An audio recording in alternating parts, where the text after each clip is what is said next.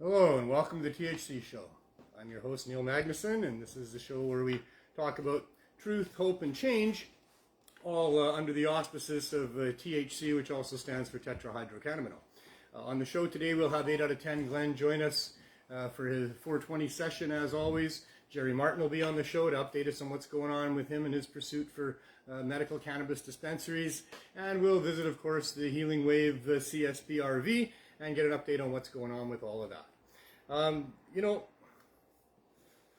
truth is, if you watch this show, you're going to hear me repeat myself fairly often.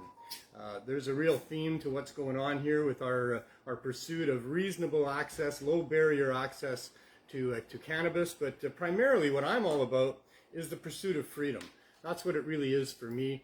This whole idea that governments can prohibit a person's ability to access a plant that they think going to help make them feel better is a complete abomination of what freedom is supposed to be about here.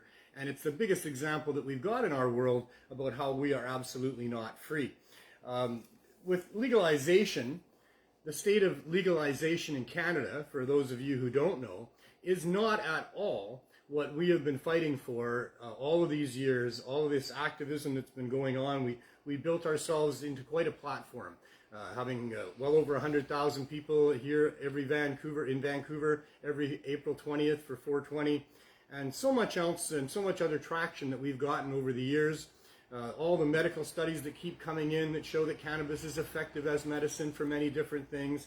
And so we think we won the battle. We think we were to the point where they couldn't deny us any longer. In fact, we got an opposition party that didn't even have opposition status in the legislature in Canada to win a majority government on a platform of legalizing cannabis. And that's what they said they were going to do, although what they did is not quite the way that we hoped that they were going to do it. And so what we've got here now is in many ways the opposite of the legalization that we've been fighting for. It seems like they came and consulted with the activists and the cannabis community before legalization, and we're told what sort of things should be happening, and they did pretty much the exact opposite. The truth is that legalization as we have it now is an assault on the actual legalization movement. They've taken over the industry, for one thing, where the providing of cannabis, they've attempted to be the sole providers of cannabis by forcing everybody else either into their system or out of the system. The consumers at this point, appear to be the big winners because they're the ones who now can have cannabis on them and not fear arrest. But the problem is that they're paying a hefty fine for that cannabis that they're purchasing right up front. When you walk into a government store and you're still paying prices that are now even higher than what they were during Prohibition, then you're just paying the fine up front. You used to pay for the dealers' lawyers' fees and the fund that they would put together in case they got arrested and busted, and now we're just paying the fine to the government without having those middle people involved. The government's just having you pay it direct. So the consumers are not really as far ahead as one might think that they are, although it is great that you pretty much don't get arrested for having cannabis most of the time anymore in Canada. And you can have cannabis from pretty much whatever source because you can have it gifted from other people that can be growing it. And in most places in Canada, although not all of Canada, you can grow your own plants. So you can have a bag of cannabis flowers and you're not going to get arrested. So that's great. And now there's not dealers that can exploit young people and vulnerable people, and there's not the whole underground black market going on that there was before there was legal stores to walk into, except that yes, there is, because the legal stores haven't put all of that out of business at all. But the idea is that for them, and that's what they're trying to accomplish, is that now there's no dealers making money and there's no gangs making money and there's nobody being exploited with all the ills of prohibition and all the stuff that brings. You can buy cannabis from your government in a government store and eliminate all of that other bad stuff that happens with prohibition, but you're still going to pay the fine up front for no good reason. And that's what they think they could do. I mean, another thing that their legalization plans is to annihilate the activist community.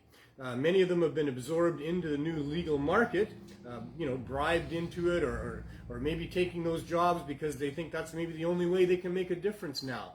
Because they've really put a huge dint into activism and what we had going on here, because most of the consumers don't understand that they're paying a big fine up front, and they're happy enough with legalization, and they think there's no real reason to protest anymore, and there's no real reason to support activists anymore, and that is completely and absolutely not the case.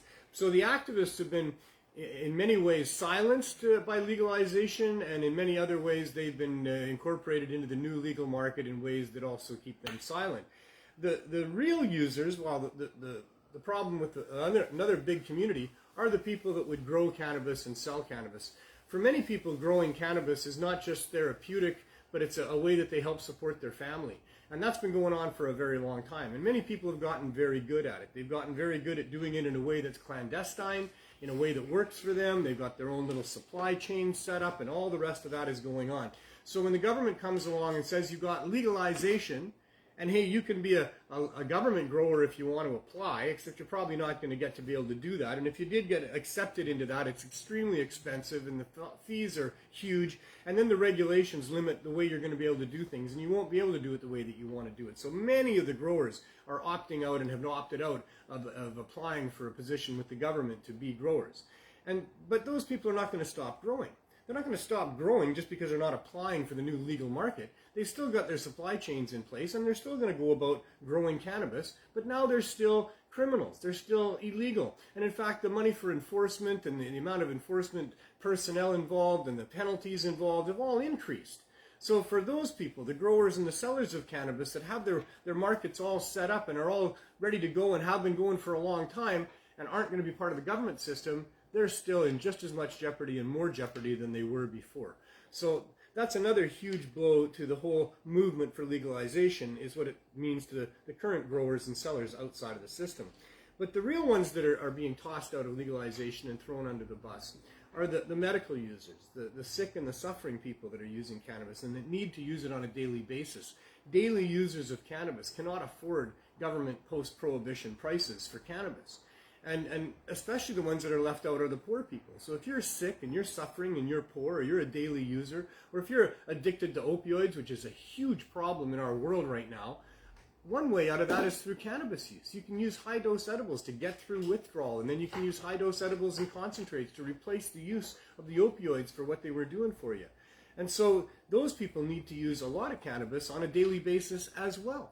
So they're all left out of the system here because there's no access for people like that need to use it daily, because $10 a gram for the shitty stuff just isn't going to cut it. I mean, you can't do that. You can't afford it. It won't work for you anyway. So there's a whole bunch of people that are still going to have to be going to the underground market to get their cannabis if they can. They're still in the same dilemma that they've always had. Legalization didn't help them at all. And that's the ones that needed help the most. That's the ones that our society really should have been looking after, are the ones that are not wealthy, that are not well, that need our help. And as a society, we're here to help those people, and that's what we should be doing. That's what our government should be doing. But instead, the government decided to do what they did with the cannabis legalization file, to put a huge dent in activism, because they've always hated the activists, to take over the marketplace because there's investors that are willing to do that, and there's always been huge dollars involved in cannabis. And so this legalization is a complete affront to what freedom is supposed to be about. And it really does, like I say, it hurts the most vulnerable in our society, and they're the ones that need protection the most.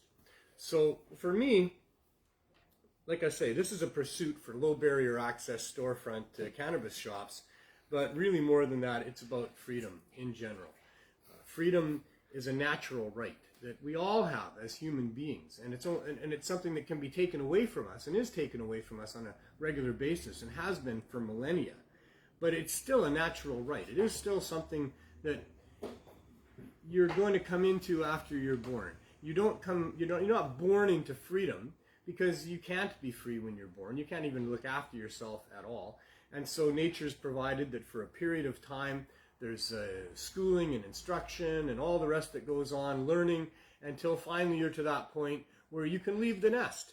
And you can say, thanks, Mom and Dad, or whoever it is that raised you, that, I really appreciate that, you tried your best to do what you think was right for me, but now I'm going to be my own person. I maybe don't agree with everything that you believe in, and I'm going to go be my own person. And that happens, there's legal ages for that, but it also is just an ethical thing. It just happens for people, and some people it's younger than others and what have you. But when you get to that point where you can say, thank you, I appreciate what you've done, and I'm moving on, and now I'm going to be my own boss.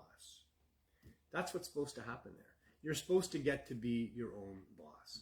And what I found when I got out of my parents' dictatorship or whatever it was there, it certainly wasn't freedom that I had going on with my parents, who believed that, their rules, their house, and, their way or the highway, and spare the rod and spoil the child, and all these things that I grew up with that I couldn't wait to get out of, because I just wanted to be free, because freedom is such, not just a natural right, but it's also this real ingrained need that we have. It's the same like the need for love and attention. It's the same as the need for food and air and water.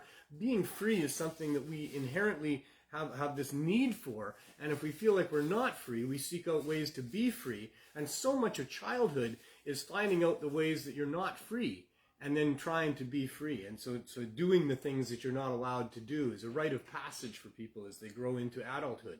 But the point is, when you get to that point where now you're going to be your own boss, and your parents aren't going to be able to tell you that you have to do things that you don't want to do anymore, and you can't do what you want, then nobody else ever gets to tell you that again. Unless, of course, you're being foolish or stupid or greedy about it, and you're doing things that are going to harm other people. Well, that you don't get to do that. Nobody ever gets to do that. That's not a right. In fact, your responsibility is to do no harm. I mean, that's what we're all supposed to do here in our lives. That's the responsibility that comes with the right of being free, is the responsibility to do no harm. And so, if you're not harming anybody, you get to do whatever you want. You get to not do whatever you don't want, and nobody really gets to come along and tell you that you're going to be sent to your room or smacked on the knuckles or whatever punishments there are, because you're not doing as you're told, but you're not hurting anybody. So any time that's going on, where you're being forced into something and you're not hurting anybody, well, that's just wrong. It's inherently wrong. So that doesn't mean that it doesn't go on. It doesn't mean that, right and wrong are real things in our world. And what's right is not always what's happening here. In fact, what's right is very seldom what's been happening in our world. You don't get your way because you're right most of the time. You get your way because you have more strength than the other person, because you've got more guns, because you've got more leverage, because you've got all of these different things that allow you to be in a position of power where you get things. Because, to get rights, even though it's a natural thing that you should have these rights, you do have these rights, they are taken away from you. They're taken away from you really quickly. They're taken away from you probably before that moment where you say, thanks, I'm going to be my own boss. You probably already know by that time that when you're out in the world, you're not your own boss, and there are pitfalls and traps out there. And some of the laws, most of the laws are good. Sure, why not? I mean, we need to have some rules about, how we conduct ourselves, for those instances where people don't really know what the right thing to do is, or think that what they're doing isn't harming anybody, or have lost sight of the fact that people are being harmed because they got their eye on the dollar, or all these things that happen that result in things going sideways in our society sometimes. So, some rules about some things as they arrive, I mean, that's good. But there's a whole bunch of rules in our society that are there because, rich people and greedy people have gotten their way with our public servants, and they've decided that they can force us into things. And there's no better example than that than in the cannabis prohibition and the attempt to prohibit certain drugs while allowing and promoting other drugs.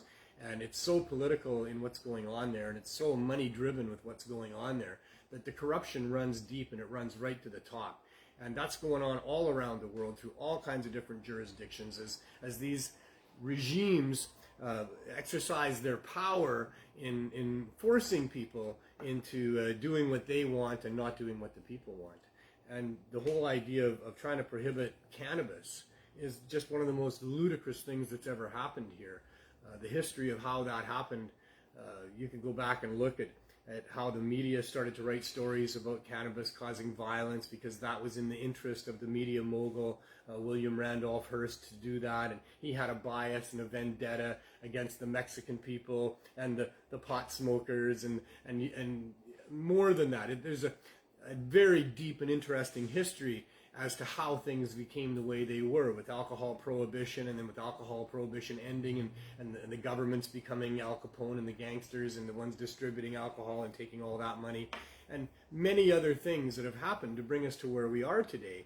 And if you look at that history, what you'll find is that it's really wrong, it's really costly to all of us, and that many people have had their lives ruined because of these laws and these restrictions and prohibitions that aren't rooted in what the actual powers of public servants or even public masters, like even tyrants and dictators and kings and queens. They don't have the right to murder people. They don't have the right to steal things. They don't have the right to violate individual people's rights to live their lives the way they want to live them if they're not hurting other people. Nobody has that right. It's something that they take by force, they exercise through force, but it's not right, and it's never been right.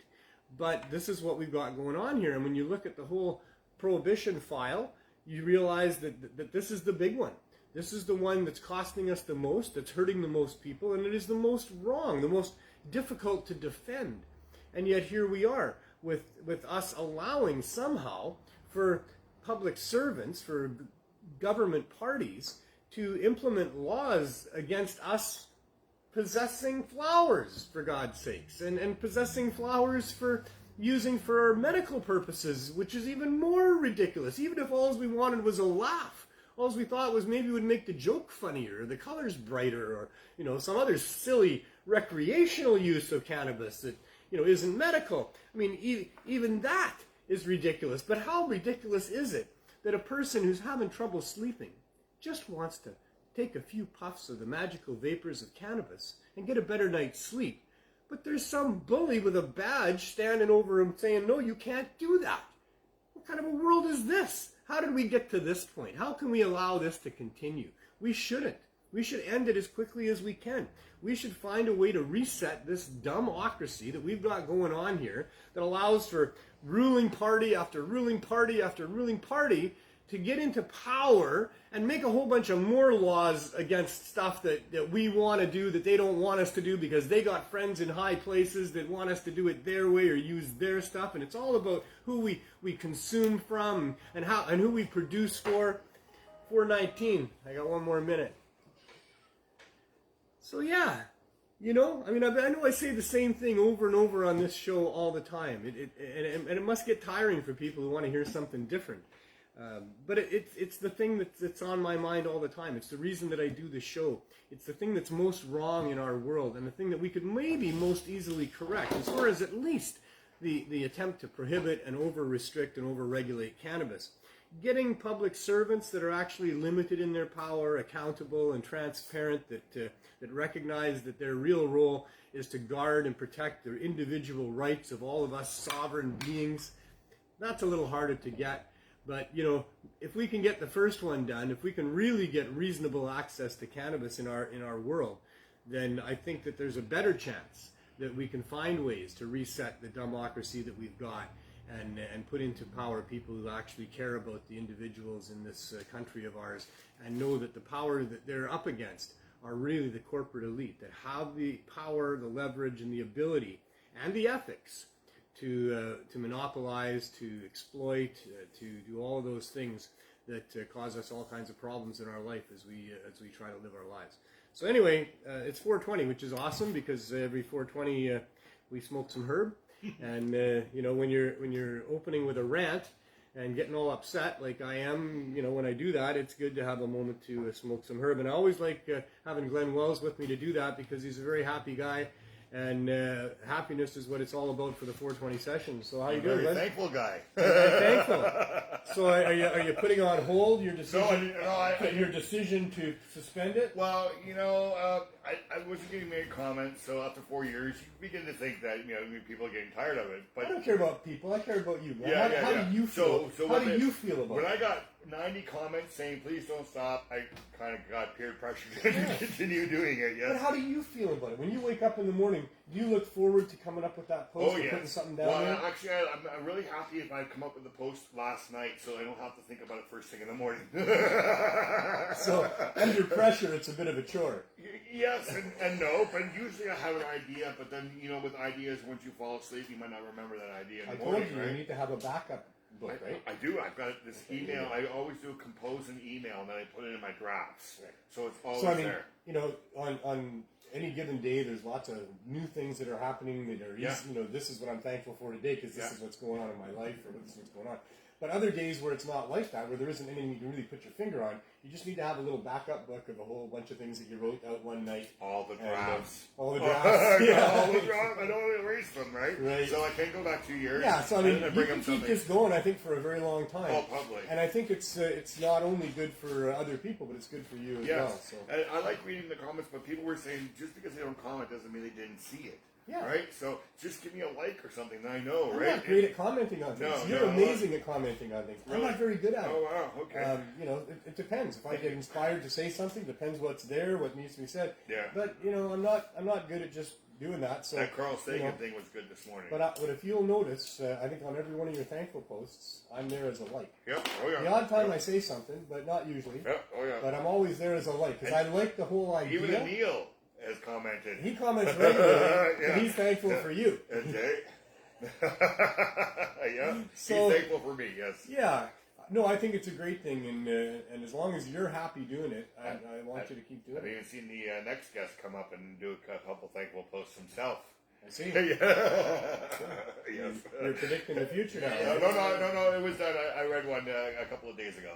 Yeah, I just posted a bad one. Yeah. I just posted a bad one. Gotta keep a balance. Gotta be a balanced balance. I'm accredited jester, still want money for those views. Oh man, I keep telling you can tell me about that in about 10 minutes Yes, I'm for it. if you want. Yeah, you should probably too.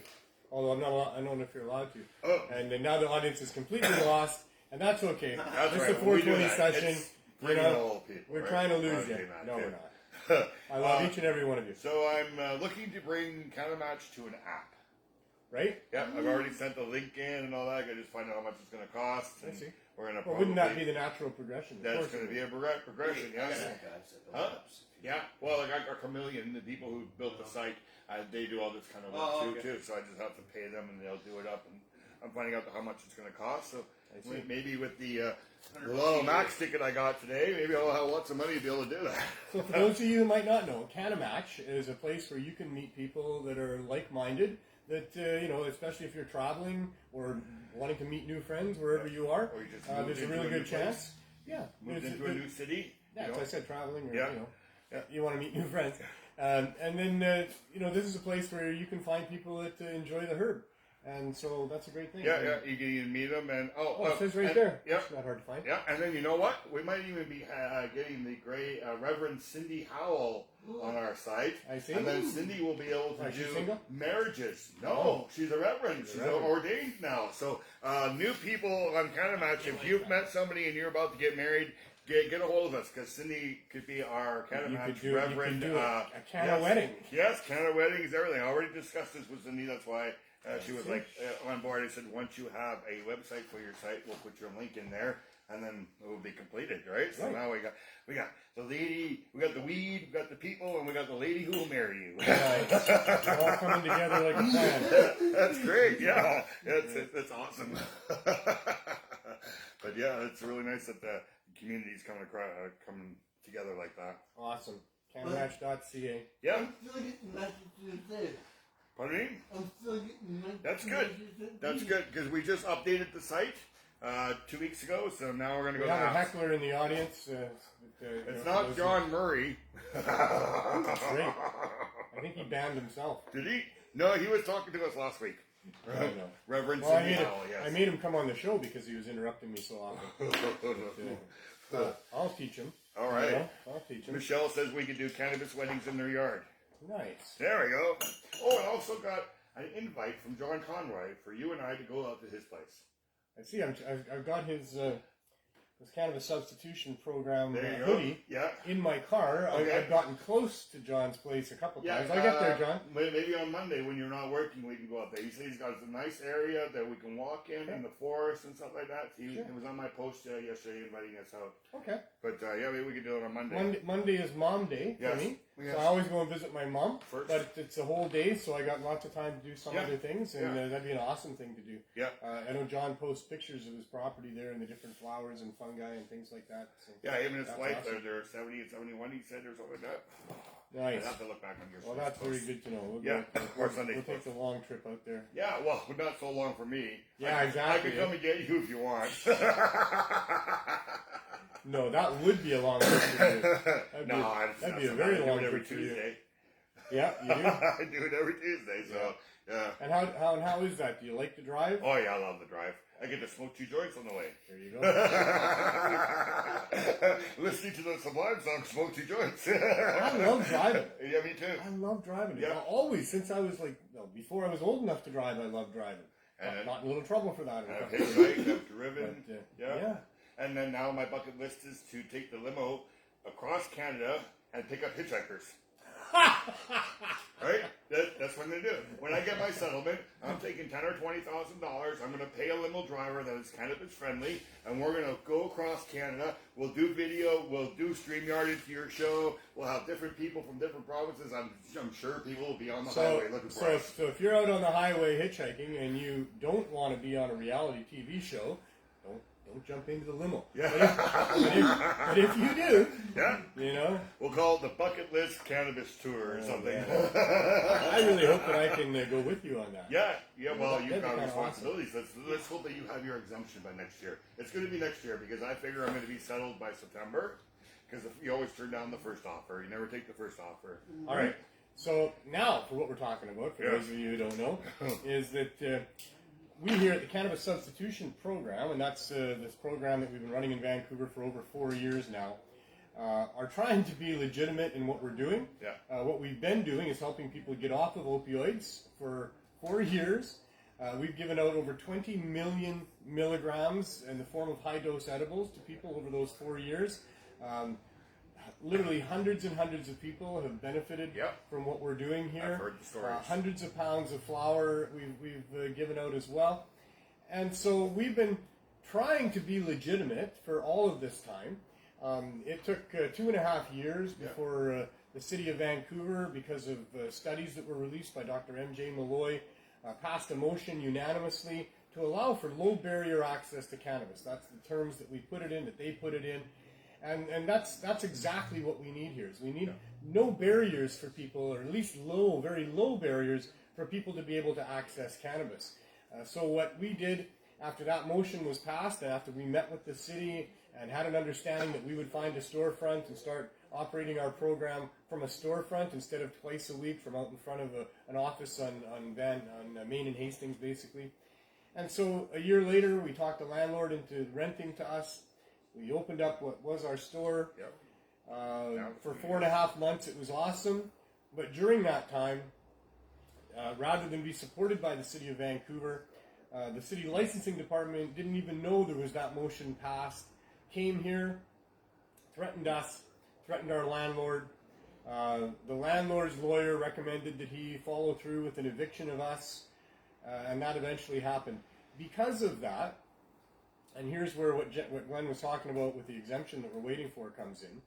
Because of that, we pretty quickly applied for an exemption from the federal government, from the health minister, to be able to continue what we were doing in the store, which was to provide low-cost and no-cost cannabis to people until they could figure out licenses for us. And we also applied for licenses with an extremely comprehensive, in-depth application with so much in there.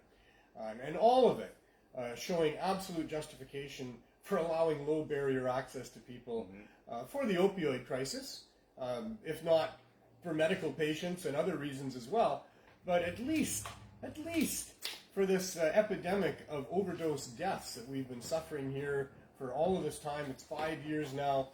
Having low barrier access to cannabis would really help to save lives, and that's what we've been demonstrating for all of this time. So we applied for the exemption with that application, and along for licenses as well with that application, and we were expecting it really quickly. We did get notice back from the federal health minister the next day, thanking us for our submission and telling us that they would try to process it in a timely manner. And then we didn't hear from them. Nope. And we're waiting for January. over 3 months. Yep. In December, mid-December, they arranged for a conference call with me and my lawyer, and they apologized at that time for taking over 3 months. They said that it was complicated, that COVID had complicated things even further, that it was now Christmas time and the holiday season, so it would take a little bit longer. They said probably early January, and they would have that figured out for us. And so early January came and went, and early March, February, March, April. In mid-March, we got an email thanking us because we regularly, or John Conroy does a great job of putting in regular submissions of different studies that are continuing to support what we're doing. And they thanked us for that, said that their team was working diligently on it, and that we should be patient while they continue to have discussions with the stakeholders and shareholders. They didn't say shareholders. No, they shareholders in Health Canada there. Yeah. You know, that's what this is about. Yeah. Is it's all about protecting financial interests and the promises that they've made to not allow for cannabis to be available for lower than the cost at the government stores. And that's their concern. That's what this is all about, and that's why I've been waiting all of this time. We were evicted because we didn't get the exemption.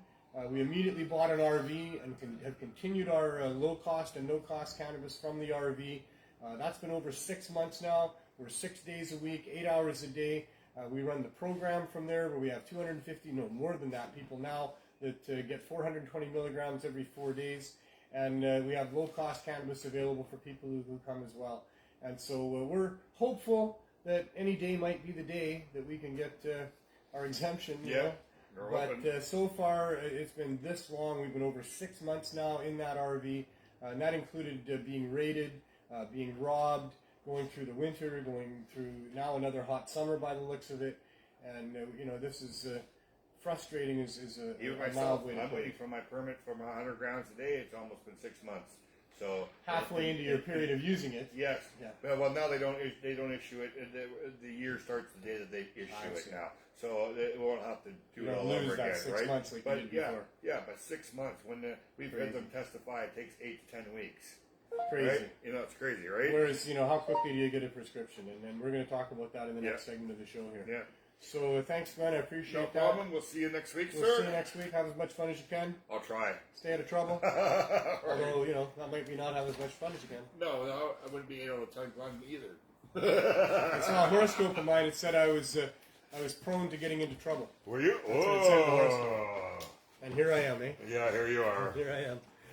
So, that brings us to the next segment of the show, and it's the Martin Medical Moment. And on this segment of the show, we follow the pursuit of Jerry Martin, a medical cannabis dispensary owner from Whitewood, Saskatchewan, who found himself in the crosshairs of legalization over 4 years ago now, when he was forced to shut down his dispensary and has been facing his day in court ever since. Finally had that day in court just recently, and now we await the second part of that hearing that comes up in September. There's a publication ban on the proceedings during that time, but we can certainly talk to Jerry about a bunch of other things that are going on and all kinds of things that surround that doesn't involve the actual testimony that was given. So Jerry Martin is here, and I'll invite him onto the show, and we'll talk a little more. How you doing, sir? Good, and you? I'm doing very well. Good to see you. You too. My joint's finished, though. I don't know the joint. Oh, okay. I don't know. You just smoke fairly regular joints. They're big, but they're fairly regular. Some of the people around me, they smoke these killer joints, you know. Like just, and I don't mean killer in the way that it kills people, because it never kills anybody. I greened somebody out 2 days in a row. Super fun. They can't handle the weed out here. And we've always, even in the 70s, Saskatchewan weed. I was putting stuff together in the 70s that was pretty cool, you know, like with some honey oil or cherry oil and maybe some hash in there, and maybe a bit of Thai stick weed or some other types of exotic imported weeds. And I thought combination joints, they were really good. But, you know, today it's even bumped up a little bit more, I think. You know, there's all these other extracts that are even more powerful than shatter. Yeah, so Live resin. some of these people, they put the live resin on the paper, and then they put the shatter in the joint, Yeah, and I then see they the add some pictures there. hash, and then they roll it in some keef. And, Yeah. oh, man. Yeah, all colorful. And, I don't smoke that like that anymore. it's too, I used to love it back in the day, though. it's cool. It's rolled for me. No, I got one here. Oh, you don't really? Finish it up. Okay. So, yeah, those were the days, and these are still the days. But I'm older now, so I can't smoke weed quite like that anymore. But I still really do look forward to smoking cannabis every day, and it sure helps me a lot in so many ways. Cannabis helps a lot of people in a lot of ways, and we've been saying that ever since the beginning of Prohibition in the United States, where they put cannabis on as a Schedule I drug. And I remember when that was happening back in the day, there was doctors that were speaking out against that. One in particular, Dr. Woodward, had some things to say to Congress about how that was going to be handled now. And he was reassured that the modern age of medicine had arrived, and they had pills that would match all of the herbs, and especially cannabis was used as a medicine for so many things back in those days. Most of them. But somehow it ended up getting scheduled as a number 1 narcotic, which means it has no medical value whatsoever, even though it was like the number 2 prescribed drug for decades in the United States. Yeah, it's amazing. And it took us years to turn that around. Yeah. We tried real hard, decades and decades. Yeah. Finally, we got medical dispensaries. It started with the Compassion Club here in Vancouver, and with what Ted Smith was doing on the island. That's where I first got my license. Was Yeah. You were living in this area at the time. Yeah, I was in Langley actually, or no, I was in White Rock. That's where I was living in White Rock. Yeah. And then we opened the Herb School, which was a dispensary, but it wasn't a medical dispensary. It was I do want to give that to you. We allowed for non-medical people to access cannabis. If they were of age, then they could access cannabis. You could call it a recreational model, but it really doesn't describe it properly, because even recreational cannabis is recreational cannabis, where you're using it to calm down after a hard day's work, or to prepare yourself for something, to focus on something, whatever you're using it for. It's a matter of resetting yourself, and that's what recreation is, or recreation is. And it is certainly a subset of medicine. It is certainly preventative medicine. And what we were doing at the Herb School was just allowing cannabis to be available. And what we learned there was that for people that were struggling with addiction, and the biggest struggle with addiction is always just trying to get off it, right? That's why you're struggling. You're struggling to stop because you can't stop, because if you stop, you start getting sick. Yeah. And pretty soon, 2 days into being sick, well, you're too sick to, you're just going to get some more, and then da-da-da. That's why it's a struggle. And we learned at the Herb School that it could work to help people get through withdrawal. And a couple of good, strong brownies, like edibles, would work for that, not to smoke cannabis so much. And so it was certainly a medical application that we were doing at that time. But we also had med users, people in wheelchairs, all sorts of other people that were using it for medical purposes coming to us there. So really what it was a low barrier access point for cannabis, period. And that, resulted then. Dana Larson opens the medicinal cannabis dispensary. Guppy opens his up there on Kingsway. I just forget right now what the name of that was. What's the name of that dispensary? I don't know Guppy was involved with. Karuna. Oh yeah, right. How could I forget Karuna? Yeah. And then that model started to get used. Yeah. Philippe Lucas on the island. Philippe Lucas and Riel Kapler, they put together this set of protocols for dispensaries at that time, and that was adopted by just about all the dispensaries. They were all calling themselves medical dispensaries, and they all had all the medical things, and that grew to at one point about 180 dispensaries here in Vancouver. And you're now in Saskatchewan, and where is that happening? When you're there, how many dispensaries do we have here? What part of that evolution were you at? Well, there was zero.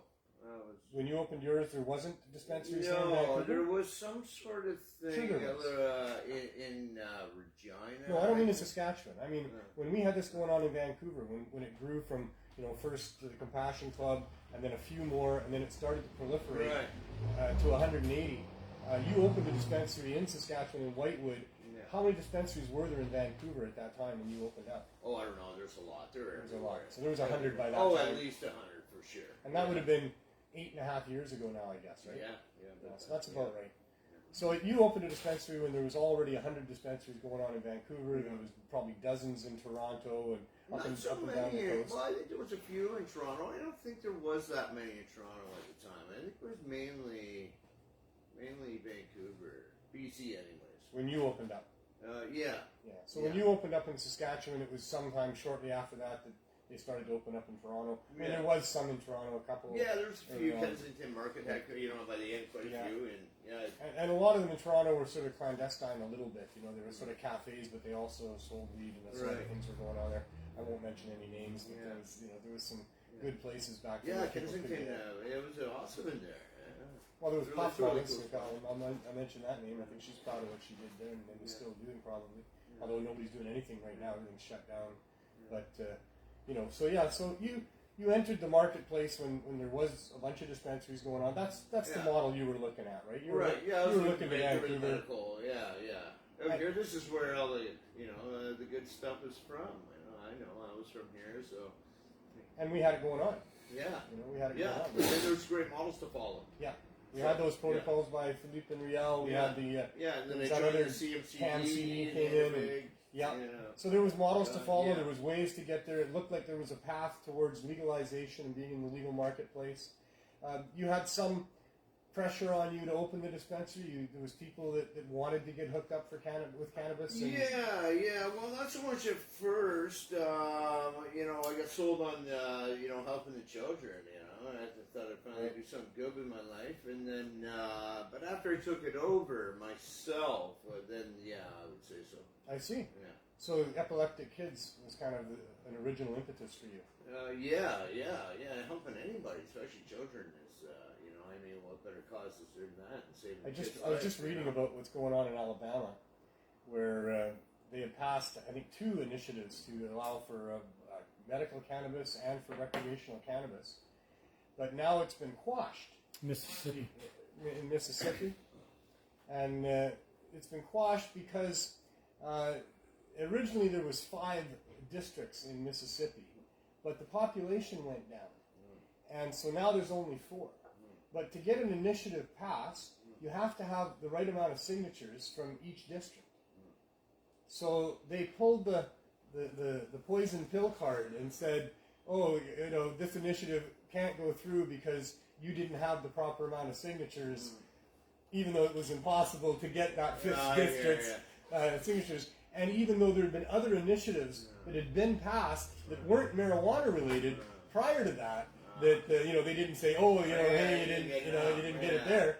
So they decided to use it on this one, even though 74% of the people had voted for these initiatives in favor of that.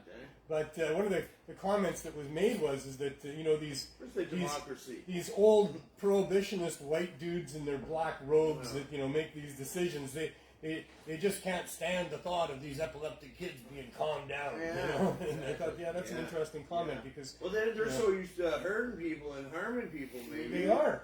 They are. In fact, life for you, 2 lives for you, because 3 it's for so you. Disproportionately hurts the colored people. Coming out. The colored people, especially in Mississippi, are so disproportionately harmed by these types of laws that, and yet these old white guys in the white robes, black robes is how they describe them there, and they probably wear white on the weekends, but it's not a bad thing, is what he said. It's not a bad, they don't see that as a bad thing, that these laws are going to disproportionately hurt that segment of the population. In fact, that's a good thing.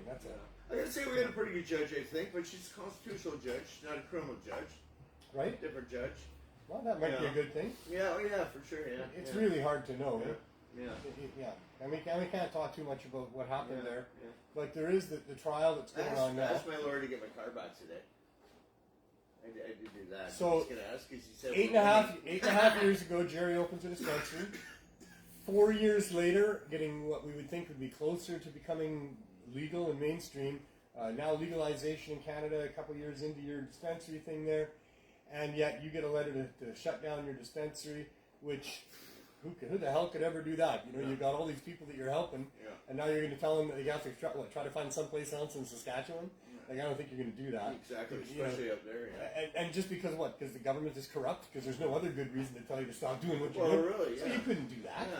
So he didn't do that. Benefiting the community. So now, 4.5 years ago, comes the big raid, and they took your cars and other things, and it's been hanging over your head ever since.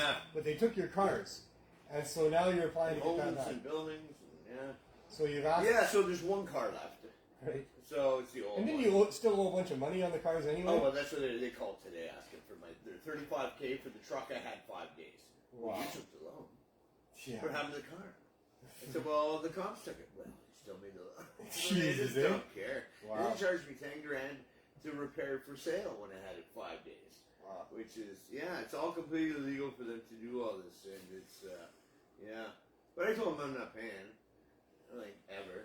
Yeah. on principle, right? And principle, on principle, I know. I said, I'm I'll the same way. pay once I win and they give me the money, then I'll pay, I said. Yeah. But until court's done, I said I'm not paying. You know, I've repeatedly told them that. They don't seem to. So they're adding. They're coming out at the end of their 6 years, I think. Well, they're Because adding. then you got to wipe it off your credit anyway. Oh yeah. So, Yes. yeah. Well, they have only the courts to blame for that. Oh, we'd like to pay for it. Yeah. But, until the courts make that possible. Right. Yeah. And so that's coming up in September. Yep. Final arguments Yeah. or final submissions, and Yeah. then, And final arguments, yeah. and then Yeah. who knows when, eh? Who Yeah. knows when? I think they have, a certain amount of time to give I a think ruling. I think it 6 could be a months year or so. later, easy, right? I don't think so. I You think don't they think have so? to. It's usually within a few months. I think. How long did the Allard case take? 3 or 4 months. I can't Yeah. properly answer that question, so I yeah. won't try. I don't know. It I don't took think a it was little bit of that- time. It did, but I don't think it was like an extensive amount of time. Some, It's all some, extensive when you're sitting there waiting. the Allard, You know what I mean? the Allard case was one of I think 15 different challenges that we had brought before the Yeah. courts over a period of time there. Right. And I know that in some of those cases, it was a long time. It was Yeah. over a year before Wow, eh? decisions were rendered on those. Yeah. It Yeah. can take a long time. Yeah. I guess I hope it's a quick decision. I would hope so. I think it's got to be the right decision. Yeah. But that's that for that. I won't say what I heard. Yeah. But, Yeah. it's so crazy that we're even here. That you're gonna go. It's not even. You don't. It's so perverted now because you don't go to court. You're on. Yeah. You're on like a happy about video that. conference thing with a judge, and then switch the cameras over, and you don't get to have a bunch of people at the courthouse and what Yeah. have you. I gotta say, it was all right, man. I was kind of For what it was all right. If you've ever been arrested and sitting in a courtroom, it sucks, dude. Yeah. It sucks. It's Yeah. so dry and dull, quiet. For your experience, Yeah, I can smoke a big yeah, for your experience, I'm sure it was much better. But for the overall I didn't think it would be, case though. for I justice, wanted to have the you want to have people there looking at the judge too. And you want I to wanted to have that personal connection, right, and vibe, and you want to have people that are out front with signs Yeah. that are honking, getting people to honk their horns Yeah, and so shit. every day she goes. And you want to have some media there Yeah. that's paying attention to this because there's Yeah. people outside with signs and all the rest of those kinds of things. I think it's a real disservice to justice that isn't part of the equation when it comes to how the courts see the case. The public needs to have a way to influence the courts. You need to have a way to, to have your presence felt a little bit about some of these things. These are of community interest. All of your cases of incredible community interest to so many people that it really isn't good that we weren't able to gather in large numbers and express ourselves like we did with the Allard case. In the Allard case, every day we had dozens of people with signs, all in front of the courthouse there. Yeah, I was there. Yeah, I know you were. You yanked me out onto that road. I got a picture of that. Try to make a point. We're just trying to make a point. And so it's a really important case. I really hope it goes the right way. I hope Health Canada's not going to wait, to see what happens in your case to just give us an exemption. Yeah. I mean, licenses, sure. I don't care Yeah. how long it takes to get licenses. I get it. It's going to take some time because of the way they structured their own licensing system. That what we're doing is very different than that. But we need to be able to do it different than that. We need to be able to do it pretty much exactly the way that we're doing it. At some point, I would think they're going to come and talk to me. That they're going to have a conversation or two about what it is that we're doing and how that's going to fit into how they want to regulate it and how that can be side by side with the way that they are regulating it in the other stores. That we need to have those conversations. And if there's a way that we can do what we're doing better, safer, with good reason to do differently, then I'll be all over it. Government weed either. You know, everybody's still had to grow 4 plants, so if somebody can donate a plant, you know, you got 1,000 people doing that. Most of what we're putting out here could be considered legal cannabis because of people exactly like you're saying that are donating, not just part of the people that are allowed to grow 4 plants, but the medical users who are allowed to grow more than that. And so there's ways that they can help us in donating to us, you know, the surplus from their plants, the shake from their plants, these other things. And so that, I lost my train of thought there for a moment. I'm going to start a new train of thought. If I can't get back on the other train of thought, pretty good weed, eh? just start a new train of thought. It is good weed. Were you smoking, Neil? It was surprise weed. Well, I guess the point is that what we're trying to do is very different than what they've got going on right now. And we're willing to do it differently than we are if it would improve what we're doing for the neighborhood and for the way that the end user is served by what we're doing. But what I'm not interested in doing is raising the end price for people. That's for sure. We're dealing with people whose means are zero. They come to us, they're struggling to put $1 together to get $1 gram off us or to buy the dollar joint off of us. And we don't take their dollar in those cases. We just give it to them. Because, you know, we understand the population that we're dealing with here. This world that we're living in, because of lots of different government policies, including how we deal with people that are homeless, including how we deal with people that are sick.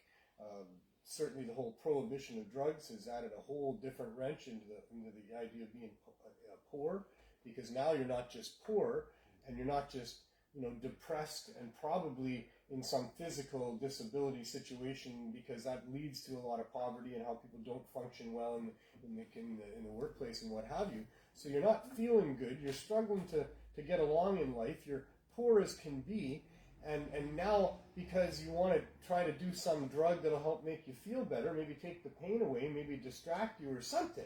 You're taking the drug because you're hoping that, there's a reason for taking that. Not because you want to hide behind a dumpster shooting a fucking needle in your arm, you know, all day long, fending off the rats. Nobody chooses that. No. Nobody chooses to be down here, to be fucking homeless and drug addicted and in pain. You know, we had a guy out here yelling at the protest about wanting a clean supply of drugs for the people that want to use those other drugs. It's nobody's business what drugs you want to use. If you're in pain, you want to try to use a drug, it's your bloody business what drug you want to use. And he's out there yelling, just don't do drugs. Just don't do drugs. He's saying to these drug users, we're all drug users, but these particular drug users that want just a store to go into, just a clean supply of the drugs that they have decided will help them on their journey. You know, and I said, don't tell them not to do drugs. Just tell them not to be in pain. That would make more sense. Just stop being in pain, everybody. You know, just stop needing drugs, people. You know, but very insensitive to those people. So to those poor people that do drugs because what else would they do? People that they never have that, eh? They just, you know, so they just don't understand. They don't understand. They don't understand at all. Yeah, they live they don't understand that it could be them. Life. In a heartbeat, it could be them. You know, one different choice back when they were growing up. One different choice by a friend of theirs. You know, and now you're in an automobile accident. Now you're on opioids, and now you're there's a million different ways to end up down here. And there, but for the grace of God, go any of us that we could end up struggling like these poor people that we're helping out here struggle. So these are the people that really need help. And how disgusting is it that they don't get a store to go into, not even a store to buy weed. Like, I know it's controversial, right, to have a store to go into where you can buy cocaine. Or you could go and buy some, concentrated opioids. Or you could go and buy some psychedelic mushrooms. It's controversial now. Well, the mushrooms are becoming less controversial. Yeah. But, there's a lot of people out there in the mainstream who've been told for decades through the mainstream media, through their governments, through their medical associations, that these drugs are bad, these drug addicts are bad people, everybody could just choose differently, and they should. And so that there's a real stigma around people that would use the non-legal drugs. And weed is thrown in there with all of them. But especially for those other substances that are perfectly viable, valuable substances to many human beings. They sell them all. And they sell them all too. I know. No. So yeah, that's what we're up against. Available. So your journey, of course, is this as well. Is that the poor people, the people that are sick, the daily users, the people that are using medical cannabis, so they need to have the high concentrates, the edibles, the They need to have a topicals. choice of whatever they need. They need that choice. It's They need personal that choice. option. Medical choice. Yeah. And the only reason people don't have that option is because of government interference. And that's it, period. It's been that way since the beginning. Just simply government interference. If government would get out of the way, the marketplace would decide. For 2.5 years, you'd be able to get 0 tomatoes. Nobody's growing tomatoes unless you're growing them for yourself, because all the farmers switch immediately over to wheat. Yeah. If they were allowed to, why wouldn't they? Yeah. The market for wheat is incredible. Yeah. The demand is huge, and the price that you get for it, holy shit! There's no farmer that would ever grow anything but weed if this was the price they could get for it. So for Farmers 2.5 are on the years, way out as it is. Who? Farmers are getting less and less. but not hemp farmers. Yeah. There's a new infusion of youth. Yeah. The average age of farmers has been steadily getting older and older as we go here, as you say, as you point out. And except for now, there's a new infusion of young farmers who are growing hemp. Nice. Because hemp is being allowed to grow in lots of different jurisdictions, so that's fantastic. I heard that. Good. But after 2.5 years of all the farmers growing cannabis, then there'd be a huge demand for tomatoes. Yeah. And grapes and cherries and other things. And so the price would be way up there for those things. Yeah. You'd be paying It's already up there. $150 for a good Yeah. pound of cherries. Because nobody would be growing cherries and they'd all be growing weed, right? But eventually, after 2.5 years, there'd be such a huge demand for strawberries and cherries and other things that even though the price would be up there in hundreds of dollars a pound, some farmers would go there because after 2.5 years of all the farmers growing all weed all the time, the price of weed would have to come down. It would come way down because this farmer's going to undercut this farmer's going to undercut this farmer's going to, because they'll all undercut each other because they don't need to get $1,000 for a pound of anything. They pay their mortgage right now with pennies on the pound. Yeah. Literally pennies on the pound for celery and cucumbers and all of these things that all these farmers grow for us. $100 investment, $400,000 house. Yeah, exactly. So the marketplace would find a balance somewhere. The price of weed would come way down. The price of connoisseur weed would stay up there. Yeah, and like it is in the black market. I think it's super cheap right now, but and it's you don't super want the expensive super too. nice Depending, stuff, you gotta pay for it, you right? want the guy with the briefcase in New York who's going to come to your penthouse and open it up and show you all of this beautiful shit there. I mean, you're going to pay probably $350, $400 for a good ounce of BC bud out of that briefcase that he's got. This there. guy in New York does that. Tries to run into the limo and sort of trick. Oh yeah. One guy? He's right out. He gets There's a arrested. whole bunch of guys. Well, before he used to make it just killer. It's absolutely a thing. Yeah. On the high end, there is exceptionally good cannabis that's being produced out there, and that's always going to fetch a good dollar. $50,000. And that's great, and that's fine. No problem. There's Yeah, alcohol for sure. out there that's brewed by the masters, that's aged by the masters in just the right way, that is exactly what some people are willing to pay top dollar for, and that's great. That's our world we live in. You can buy the best of anything if you want that choice. But in a real marketplace where the free market would decide on what things are valued at, cannabis would be something that poor people would easily access in ways that would work very well for them. And that's what needs to happen here. The government needs to get out of the cannabis business. The cartel needs to fold. And we need to go to a marketplace where there's no penalties for cannabis. That's all. I don't care how else they structure it. I don't care what other types of regulations that they want, but no penalties of any serious consequence for anything to do with cannabis. Don't penalize people for making a concentrate and making it for sale somewhere. If they're making it in ways that are unsafe, that's maybe a different story. Maybe we could focus some on that. Because there's very safe ways to make it. And then it's a finable offense. And then that's all. But there's not enough cannabis in the world already because most of the farmers can't grow it. So It's true. that's the only reason. It is The true. absolute only reason. So, you know, we should encourage people to grow cannabis. Clint's been posting some pretty good looking weed. Clint Young there. Yeah. He's been posting some. I'm sure it's got to happen. Yeah. If the government's going to have good Yeah, weed. whatever he's doing, he's probably using rainbow nutrients too. So, yeah, That's very cool. yeah, yeah. I'm happy for all these people. I really, I am. I'm happy for them. I'm happy that the market, that they're finding a way to get their stuff to market, that cannabis is available, that there's stores that I drive by that say cannabis on them all over the place here. That's pretty cool to see that. But I personally don't support, I would never spend $1 there yet. I know their cannabis is going to get good. That's easy, right? That was one of the biggest knocks we had against them. The cannabis is shitty.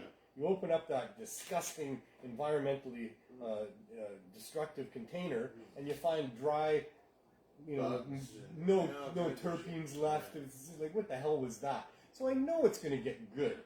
They can do that easy enough. Yeah. But if They're they're taking it on a smaller scale.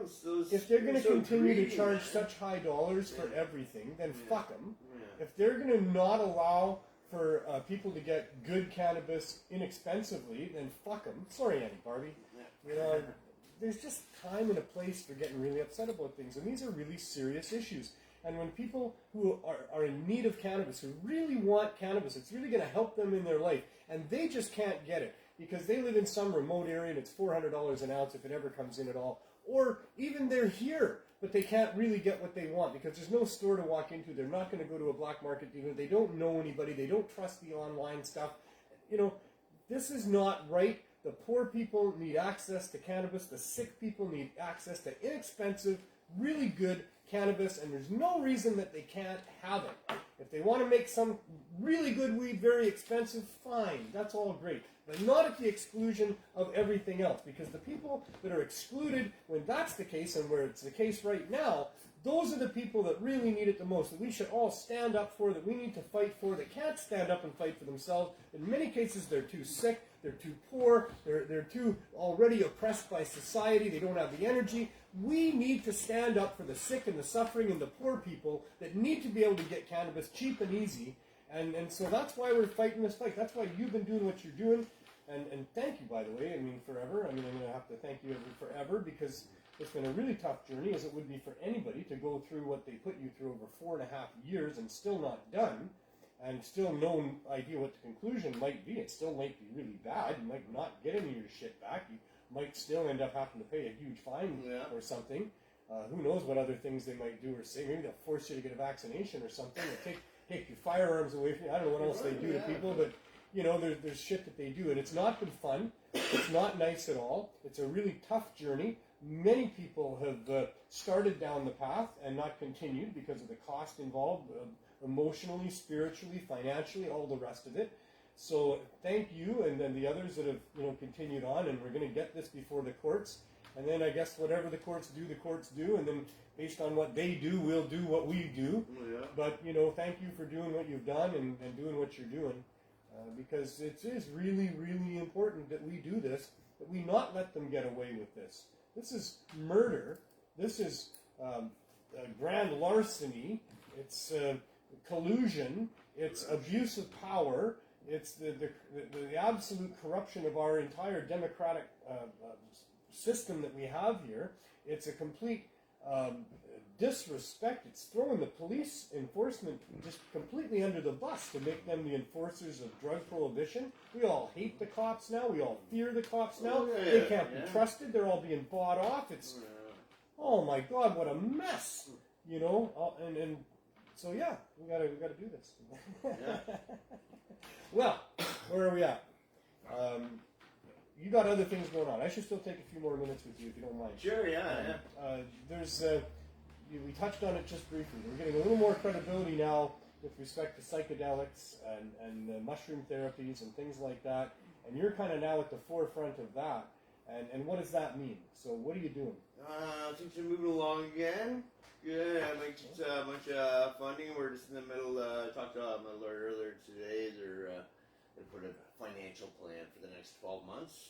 And then I think I found another lab as well. So we're working on, I've bit of a deal there. And so you're wanting to bring psychedelics to the marketplace. That's what it's all about. Yeah.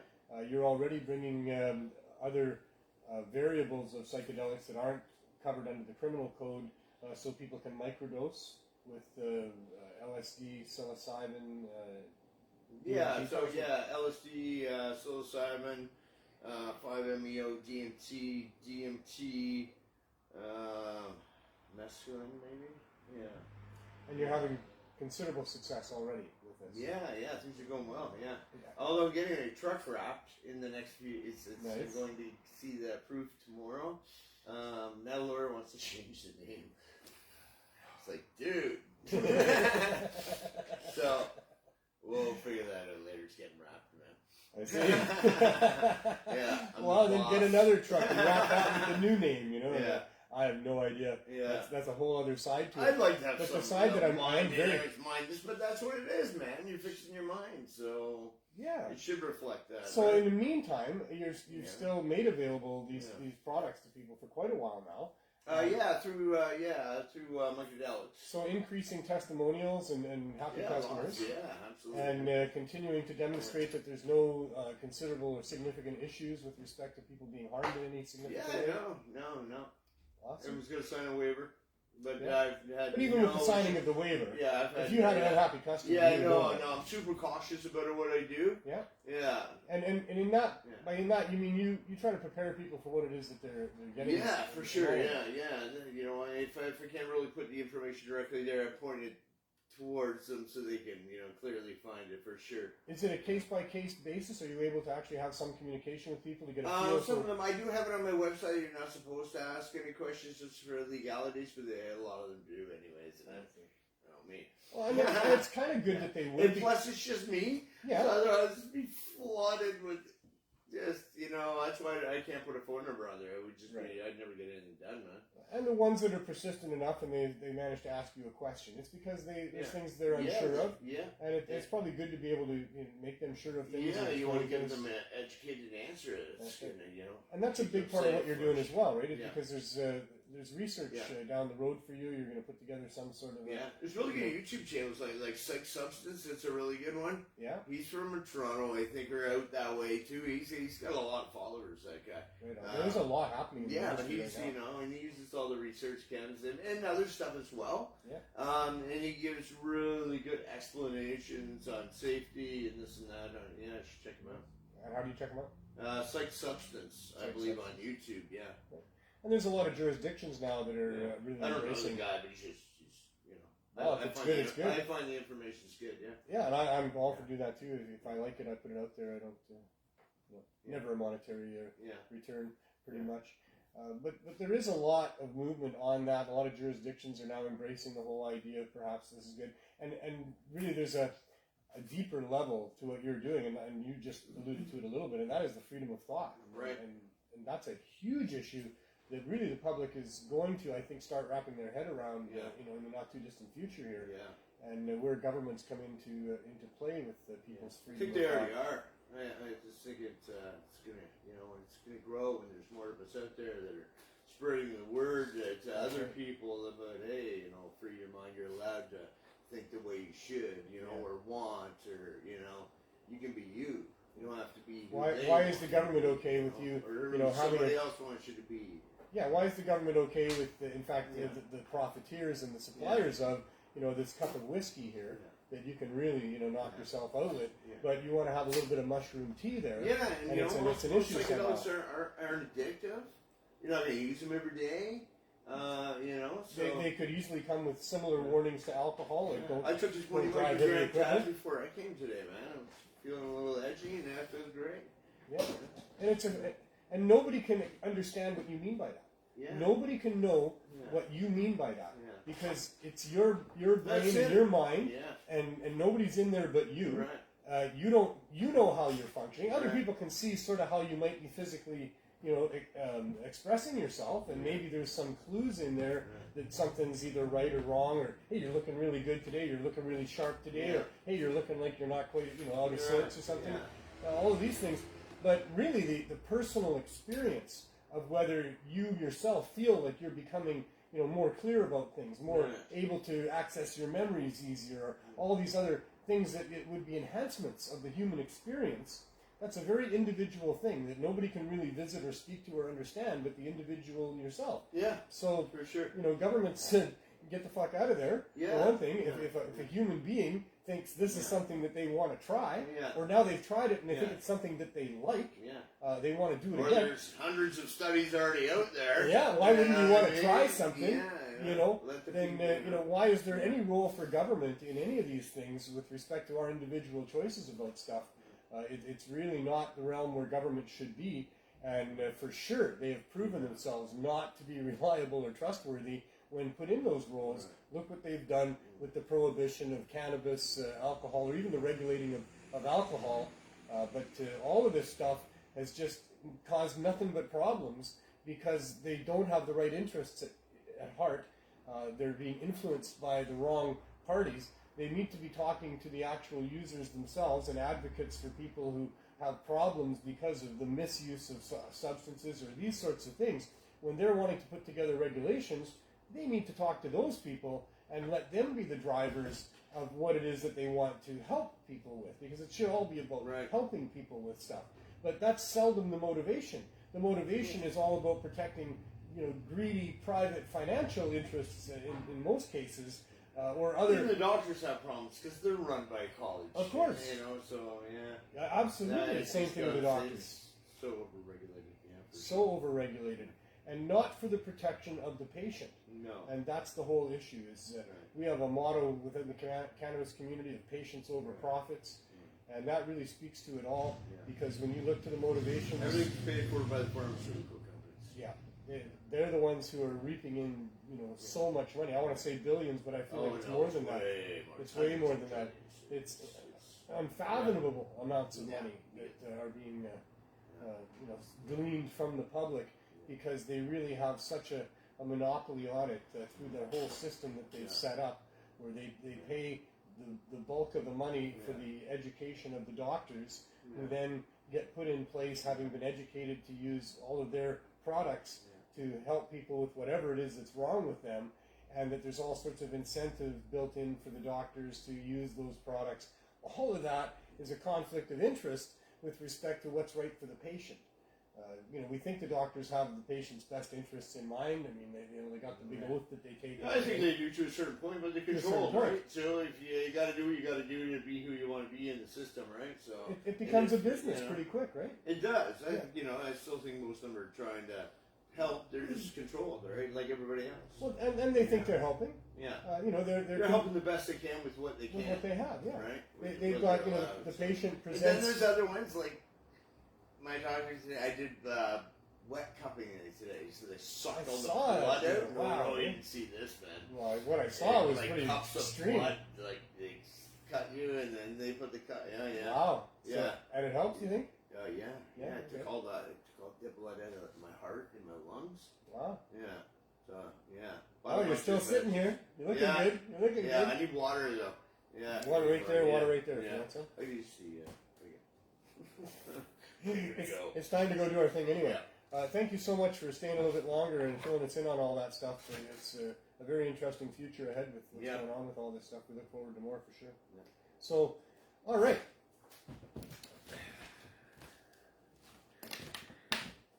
For all of you who watch the show regularly, you will know that the next segment is about the Healing Wave CSP RV. It's an RV and not a storefront because of the journey that we've been on to try to get a storefront, and still we're in the RV. We've been providing high-dose cannabis edibles here on the downtown east side of Vancouver to help people get off of opioids and prevent their death through the poison drug supply for over 4 years. We've handed out a whole lot of care packs and a whole lot of cannabis during that time. And we have literally hundreds of people who have been relying on us for all those years and even more recently to help them get what they need to deal with the stuff that they're dealing with and to get through withdrawal and to get off of the opioids so that they don't have to risk their life and spin the roulette wheel every time that they go to try to deal with their pain. And so we've been doing that and trying to be as upfront and honest about it right from the beginning. We've never tried to hide. We've never been, sneaking around like we're some sort of illegal drug dealers. And, it's been always, we went to City Council right away with the full endorsement of Vandu to provide them with information about what the program was going to be about and to ask them for their support. And even though we didn't get the support of City Council, we obviously were going to continue doing what we were going to do because it was the right thing to do and people's lives were at stake. We also presented it to the Vancouver Police Board. The lawyer Rob Laurie and myself went there and explained it all to them, that we were going to make it as easy as possible for people to get access to high-dose cannabis edibles to get off of the opioids. And by that we meant that we were going to give it away for free, and that we were going to do that from the offices of Vandu, the Vancouver Area Network of Drug Users. And we just wanted to let them know that that's what was going to be going on there. And so we did that for the first year. I also informed all of the media every chance I got about what it was we were doing.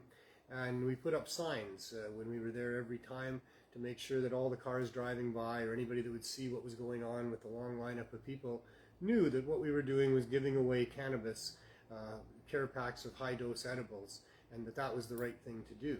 So we did that starting in 4 years ago, early February, and for a full year we did it once a week, and then we moved to doing it twice a week for the next 2.5 years. And so Thursdays and Sundays at Vandu, I would show up with about 15 volunteers and boxes full of donations, and we would put together care packs for people that would line up for hours.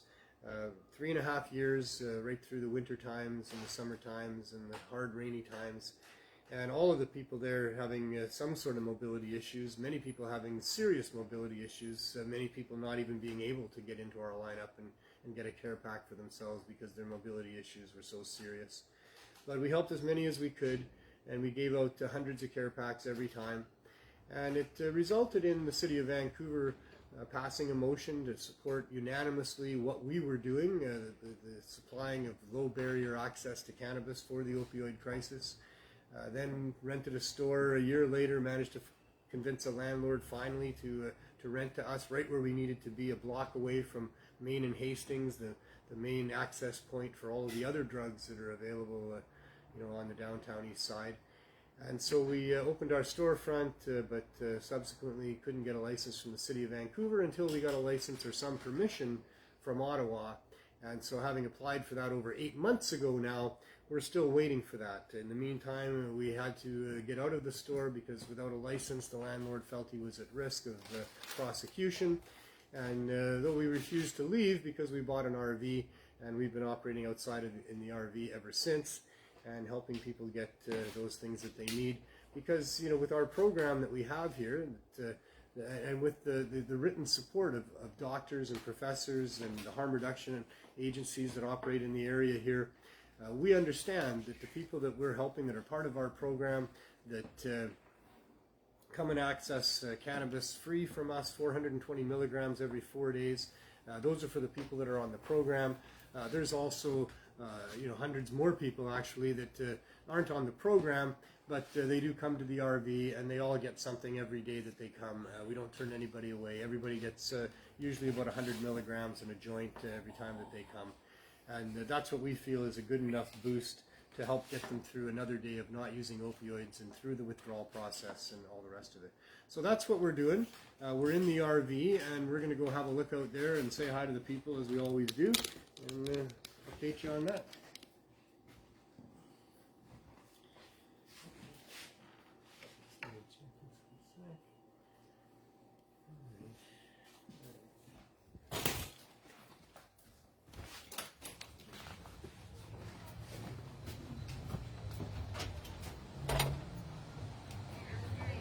Beautiful day.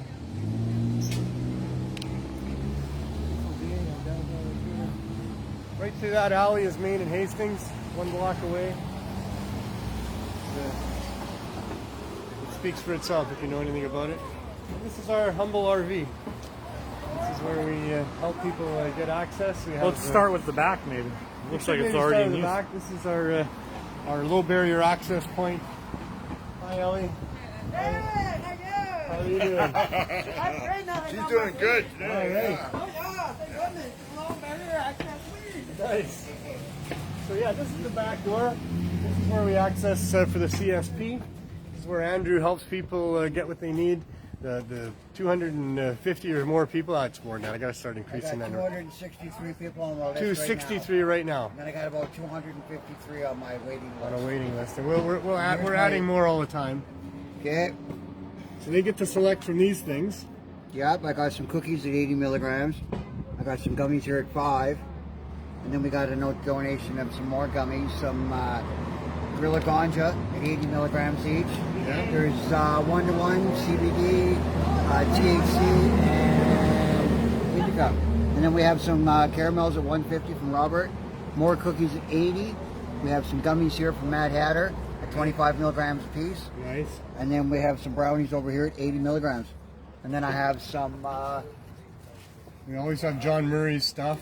we have we got hybrid caps. caps. I have CBD caps right here, and I have hybrids. Right. Caps to keep it happening with them. then 20 people- milligrams each. And people can also choose topicals. I got some right here. I got some of this right here. Nice. It's one of our homemade topicals. Beautiful. Yeah. So they get 420 milligrams every 4 days. Every 4 days. And then you record what it is that they take. I write down everything they take, and I write down if they're taking in first and take it. Yeah. Yeah. So they all have a membership number that they need to know. And then, like I say, you put down. Number, and we know their name, I have it all written down in the membership. Right. And lots of these people have been helping for a long time. Yeah, a lot of people love it. They love coming here and getting all the 420. It's helping them. We don't help people with just addiction. We help people with like pain. There's people that come that not on drugs, but they're here for the pain. You know. Well, we don't screen anybody out. No, we don't. We take everybody. Yeah, everybody that needs help, we'll help them. If we can't help them here, we can help them at the window. Yeah. And we help people with addictions, we help people with pain, we help people with just problems, right? The idea is to help people with addictions. Yeah. And people with pain and those other things, they're all drivers of addiction too. Yeah. When people are in pain, that forces them to seek relief from pain, and that's how they end up getting addicted to opioids in many cases. Yeah, exactly. Many people have issues with sleep. There's all kinds of other issues. And I see that somebody's about to take advantage of our services. Yes, thanks, so brother. we'll let that happen. Have a great day, Andrew. Thank you. See you next week. Services are great, by the way. Awesome. Yeah? You don't mind saying that on camera? No problem. How long have you been using the program? I've been using the program since it started. At Van Du there? At Van Du, and like night and day. Yeah, how you are now and how you were then? Absolutely, 100%. Well, we're very happy to hear that. Thank you so much. You're welcome. You want to be on camera? Yeah, we're broadcasting live right now on Pop TV. And this is a weekly show called the THC Show. And mostly it's about this. It's about our low barrier access to cannabis. So you've been taking advantage of our low barrier access for a little while? Yeah. Fairly recently, as I understand it, right? I'm very impressed with it too. How did you hear about us? Some employee at the Cannabis at the West Hastings store. Cannabis Culture. Cannabis Culture. I see. Good on them. Yeah, Cannabis he said, Culture. go check it out. 307 West Hastings. Yeah. They said that you guys have really good stuff. So. They're great supporters of And ours. the universe just honked, and I just said it, so agreed. There you go. Very nice. Well, I'll let you get back to business. Thank you. Thank you very much. And J-Mac's here. How you doing, J-Mac? I'm doing pretty good. You like what we got going on here? I felt like if I used to friends and I enjoy services for vegetables and enjoying the weed. Yes, I think with me is a disease. I suffer from cerebral palsy, CP for short, and I've been using cannabis medically for like about 6 years now, and I have been able to walk and ride a bike and do stuff in the pot community as activist because I can just stand up my rights, literally stand up on my feet for my rights. Not weed because weed made me feel way better and way more capable of giving pain every day. Safe to say you wouldn't be standing here right now without cannabis. Yeah, Yeah, we've been friends for a long time, and I've seen you, progress quite nicely. Where you're supposed to probably be going the other way, right? Like you weren't ever supposed to get out of that chair. It was supposed to get worse for you, not better. But you've managed to use cannabis to get better all the time, and you're standing here as living proof right now. Absolutely, 100%. I don't care because I think cannabis is actually grown like me who literally has pain. Right? My pain level is for you a 10, me a 1. And that's no lie, guys. Right now, I'm having pain you guys can't understand. But I don't care. Because what cannabis does to me is give me a chance to stand up and move the muscles that the doctor said they would never be able to use again. But now I stand here after 20 years in the cannabis community, heavy, out of high school, and through college, and did the cannabis stuff all the college, all the high school, and now 20 years later, I'm not standing here because of cannabis. If I didn't find cannabis, I'd be in a wheelchair, or it would be worse, walking to the hospital. But no, I fought, and recently, within 5 years ago, I stopped all prescribed medications. I was on like 7 at one time, and I've been off that for 7 years, only cannabis. And I've never been healthier, never been stronger, never been more free to be myself. And it's because of what Neil does with the Cannabis Substitution Project. It substitutes my medications in the hospital. I take the cannabis because it helps me, and I know me, and nobody knows you better than you know you. So if you need cannabis, research it. I went in my doctor with a binder this thick. And I said, I'm not going to see you unless I need to see you. He's like, why? I'm like, boom, read that. Probably a week later, she's like, see you later. I'm saying, because the research I did myself. So yes, cannabis does help. For those who need it, I stand by. You grow it, you smoke it, you own it. Thanks, J-Mac. Appreciate that a lot. All right, let's go ahead and see what's going on in here. See you later. Thanks a lot, Glenn.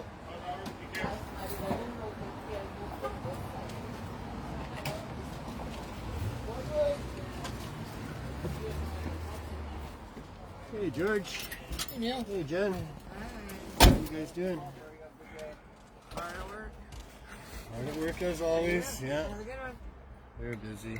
So while I got a moment here, I want to shout out, of course, to the East Coast Cannabis Substitution Program, to Chris Backer out there, who's been running this program for over 1.5 years now.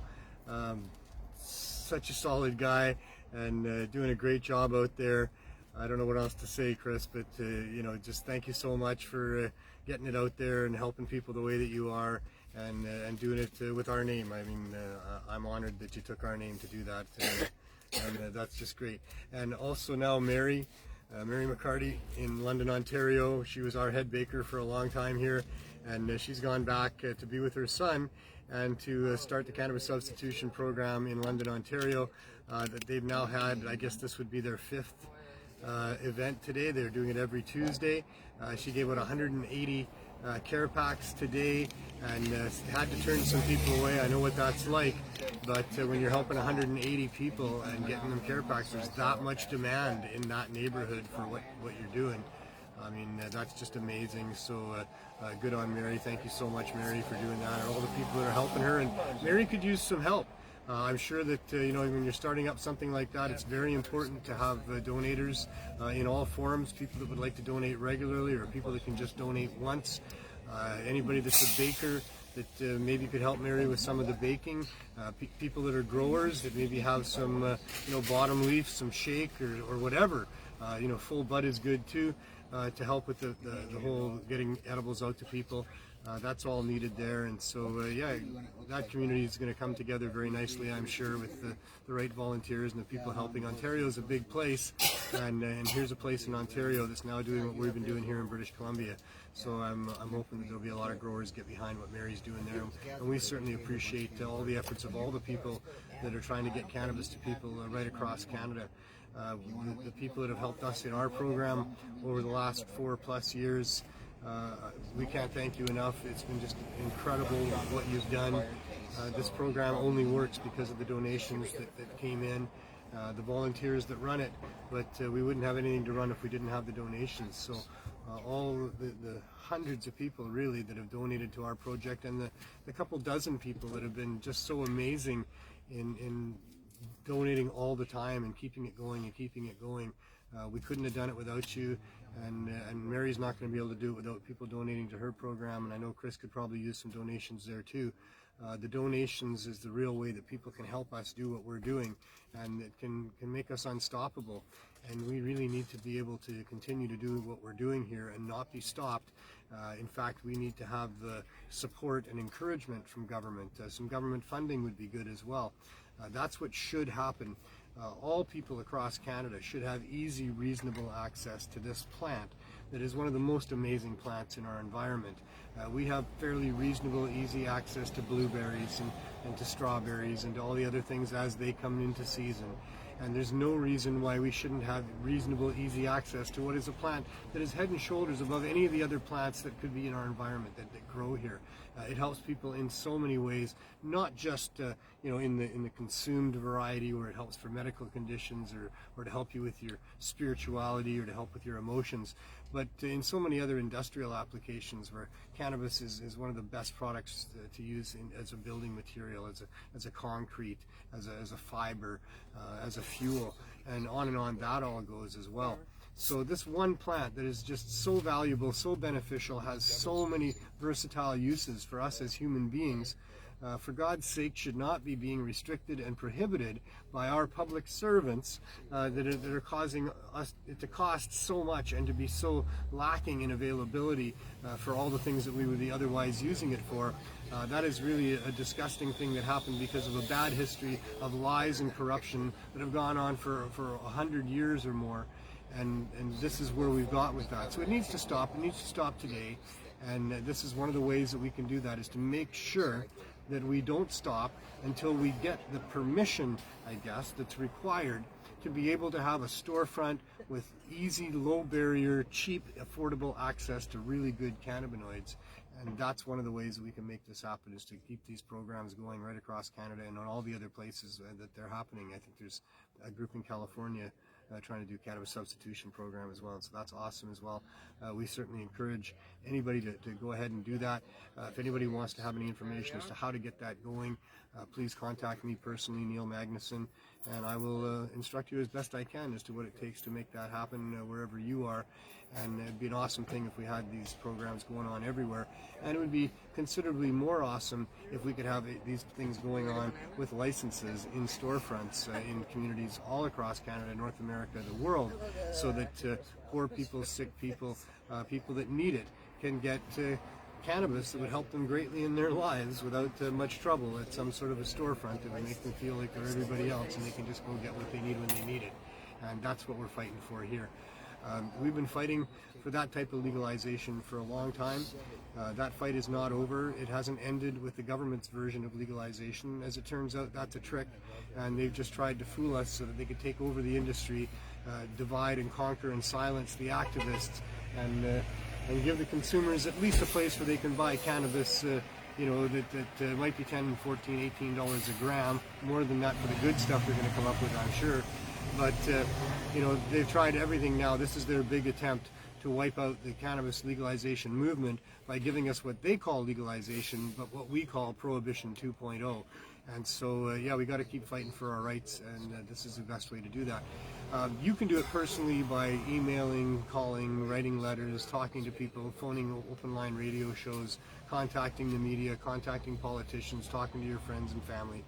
And that's the way we get things done here in the world, is we communicate with each other. Social media is a great way to get ideas out and across, except that it's being restricted and censored somewhat these days as well. But still, let's do what we can, the ways that we can, and try to make the world a better place in the process. Pot TV has been doing this for a long time. It's one of the leaders in online broadcasts and podcasts. We've assembled a group of shows that's been going on for a little while now, although we just lost our flagship, our leader and our founder in Greg Williams, and he's hopefully resting in lots of ganja, because he certainly deserves that. And his work continues on, and the inspiration that he was to so many people, and all those other people that are carrying on with their podcasts or doing whatever they're doing that were inspired by Greg. And there's so much that we don't even know about that he's had to do with out there, not just the growers, but through his Pot TV shows over the years all the time. And the other shows that continue on in his absence, but in his spirit as well. And so there's Carly Marley and BC Bud Gal doing the 420 Lifestyle Show on Mondays at 4 o'clock. There's BC Bud Gal again on Thursdays with her Morning Glory, probably around 10 a.m., little wake and bake. On Fridays, we've got Johnny B doing How's It Growing, and in these days, growing is the most important thing, as always, has been for a long time. We need to overgrow this system of governance that wants to restrict our ability to do just that. So grow as much as you can, as many as you can, as often as you can, and let's help to get cannabis to people all over the place. And Johnny B's show is great for doing that. All the latest things on the best lighting and the best ways to germinate and the best ways to grow, all those things you'll find on Johnny's show. There's not a lot else going on other than the THC show on Tuesdays at this point. We're still hoping to fill a couple of slots as we move forward, but we're always looking for those quality people that can bring you the right education and the right way, and further our movement of looking for pot freedom for people, and the freedom to choose for ourselves what we do with our bodies and what we do with our thoughts and our mind, and that's how we fight a corrupt system that has taken this democracy in a direction that isn't good for us or the generations to come. We can do this if we all work together, if we all care about it, and we find ways that we can help. We can all do this. And while you're doing that, do it in a spirit of love. Be kind to yourself, be kind to others, and obviously, as always, have as much fun as you can.